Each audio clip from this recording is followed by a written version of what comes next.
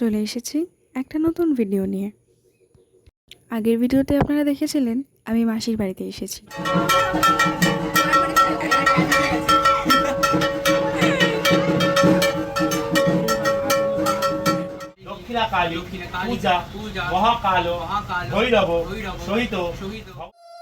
পুজো শুরু হয়ে গেছে, দেখুন ঠাকুরমশাই ঘট স্থাপন করলেন।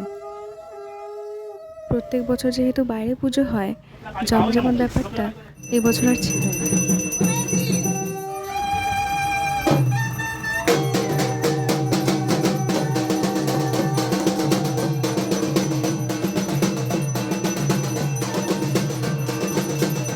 মায়ের চক্ষুদানের পর এবার মাকে ভোগ নিবেদন করা হবে।